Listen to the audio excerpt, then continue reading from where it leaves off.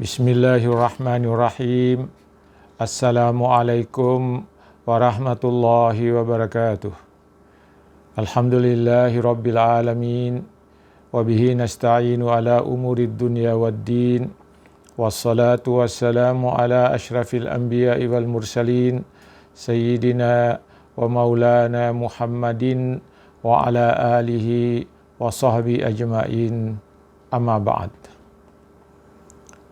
Para pencinta dan pencari ilmu yang dirahmati Allah Subhanahu wa Ta'ala, pertama-tama marilah kita panjatkan puja dan puji syukur kehadirat Allah Subhanahu wa Ta'ala atas segala rahmat, karunia dan nikmat yang dianugerahkannya kepada kita sekalian setiap hari, setiap saat, tidak ada henti-hentinya. Dengan nikmat itulah kita dapat hidup sehat, kita dapat melaksanakan tugas-tugas kita dan kewajiban-kewajiban kita, termasuk kewajiban kita kepada Allah Subhanahu wa Ta'ala. Para pencinta ilmu yang dirahmati Allah Subhanahu wa Ta'ala, sebagai sarapan rohani pagi pada minggu hari ini, tanggal 2 Agustus 2020, perkenankan saya menyampaikan isi ceramah terakhir Rasulullah yang panjang itu. Ceramah yang sangat mengerikan, yang menggambarkan hukuman-hukuman dan azab yang diperoleh oleh seseorang atau orang-orang yang telah berbuat tidak sesuai dengan tuntunan Allah Subhanahu wa Ta'ala.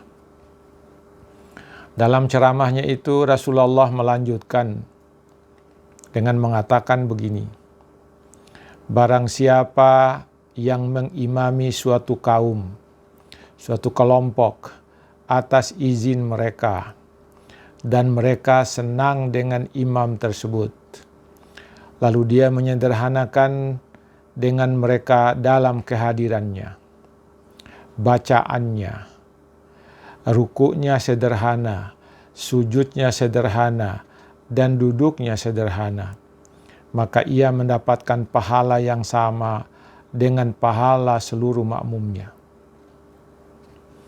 Barang siapa yang tidak menyederhanakan dengan mereka dalam hal-hal demikian, maka salatnya ditolak oleh Allah Subhanahu wa Ta'ala.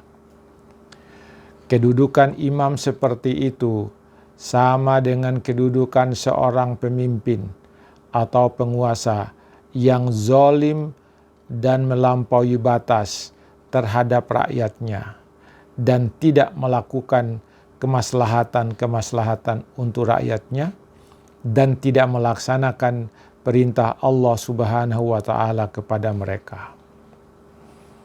Mendengar ceramah Rasulullah sallallahu alaihi wasallam itu, lalu Ali bin Abi Thalib bertanya kepada Rasulullah, "Ya Rasulullah, demi ayahku, demi engkau, dan demi ibuku, apakah posisi penguasa yang zalim dan melampaui batas yang tidak memberikan kemaslahatan kepada rakyatnya dan tidak menegakkan perintah Allah Subhanahu wa Ta'ala?" Nabi menjawab, "Dia adalah orang yang keempat dari 4 orang yang mendapatkan siksaan yang amat berat di hari akhirat nanti." Keempat mereka itu, kata Rasulullah sallallahu alaihi wasallam, yang pertama adalah iblis, yang kedua adalah Fir'aun, yang ketiga adalah Qabil yang membunuh saudaranya, dan yang keempat adalah penguasa yang zalim. Itulah kata Rasulullah, yang keempatnya itu adalah penguasa yang zalim. Orang yang menjadi imam yang tidak menyederhanakan bacaannya, rukuknya, sujudnya, kedudukan dia sama dengan kedudukan seseorang yang zalim. Sama dengan kedudukan penguasa yang zalim. Na'udzubillahi min zalik. Dalam lanjutan ceramahnya Rasulullah menyatakan, barang siapa yang dibutuhkan oleh saudaranya sesama muslim dalam hal pinjaman.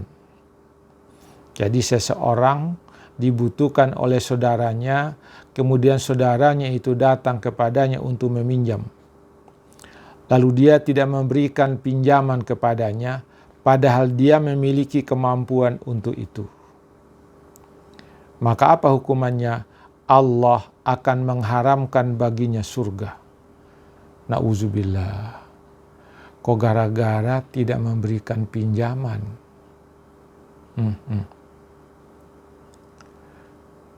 Allah akan mengharamkan surga pada hari di mana Allah membalas kebaikan-kebaikan orang-orang yang berbuat baik.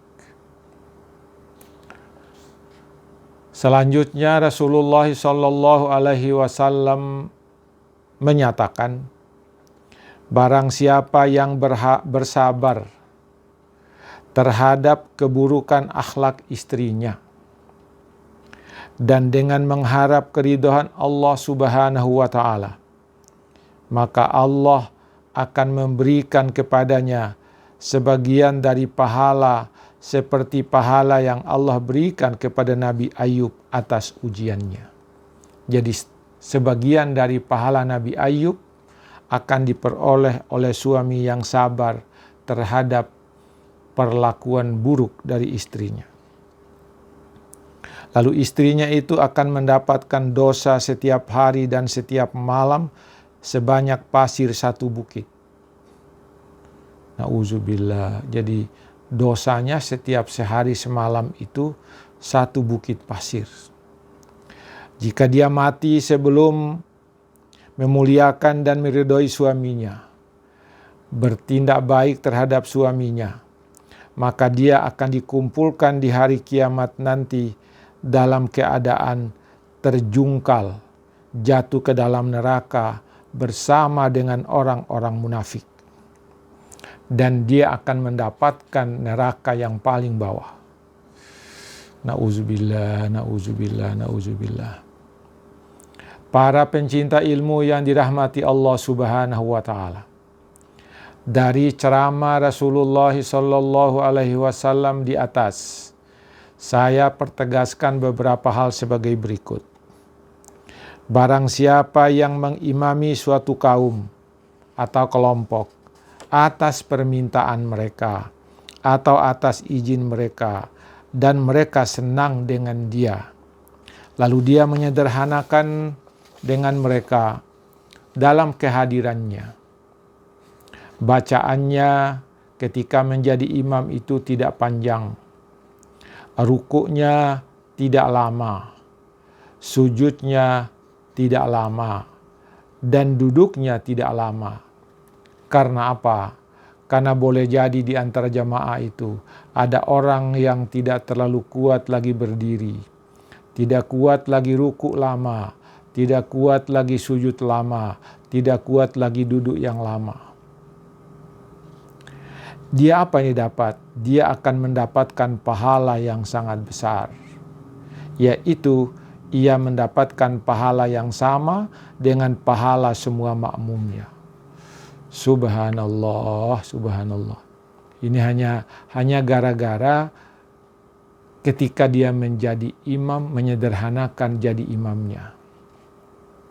Ada kan orang yang jadi imam mentang-mentang karena dia hafal Al-Quran, panjang sekali bacaannya. Sampai makmumnya sudah berganti-ganti kakinya. Sebentar kiri, sebentar kanan karena kelamaan. Demikian juga ketika ruku. Sampai-sampai orang itu sudah mau pusing karena kelamaan rukuknya. Kemudian sujud terlalu lama, duduk terlalu lama. Ada imam yang seperti itu.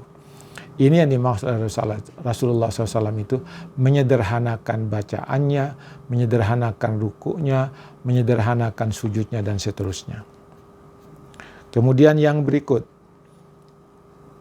barang siapa yang tidak menyederhanakan dengan mereka dalam hal demikian, bacaannya panjang, rukuknya lama, sujudnya lama, duduknya lama, maka apa kata Allah? Maka sholat yang dilakukannya itu ditolak atau tidak diterima oleh Allah Subhanahu wa Ta'ala. Kedudukan imam seperti itu sama dengan penguasa yang zalim, kata Rasulullah SAW. Yang ketiga, barang siapa yang dibutuhkan oleh saudaranya, sesama muslim dalam hal pinjaman, yaitu dia ingin meminjam sesuatu dari sahabatnya, dari orang itu, lalu dia tidak memberikan pinjaman kepadanya, padahal dia memiliki kemampuan untuk meminjamkan itu, maka Allah akan mengharamkan baginya surga.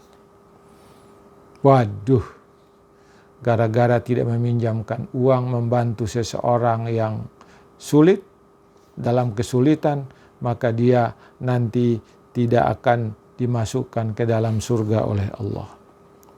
Yang keempat, barang siapa yang bersabar terhadap keburukan akhlak istrinya dan dengan mengharap keridhaan Allah, maka Allah akan memberikan kepadanya sebagian dari pahala seperti pahala yang Allah berikan kepada Nabi Ayub atas ujiannya. Istrinya seperti itu akan mendapatkan dosa setiap hari sebanyak pasir satu bukit. Kemana kalau berhari-hari? Mana kalau berminggu-minggu? Bagaimana kalau berbulan-bulan? Na'udzubillahi min dzalik. Dan si istri itu nanti akan dikumpulkan oleh Allah Subhanahu wa Ta'ala di hari kemudian bersama orang-orang munafik, kemudian dijungkir balikan oleh Allah untuk masuk ke dalam nerakanya Allah Subhanahu wa Ta'ala. Para pencinta ilmu yang dirahmati Allah Subhanahu wa Ta'ala, begitu mengerikan ceramah-ceramah Rasulullah SAW. Semoga kita mampu menghindarkan perbuatan-perbuatan itu. Semoga kita mampu meninggalkan perbuatan-perbuatan yang seperti itu. Kita ingin agar amal soleh kita diterima Allah, tidak ditolak oleh Allah Subhanahu wa Ta'ala. Sekian, lebih dan kurangnya mohon dimaafkan. Assalamualaikum warahmatullahi wabarakatuh.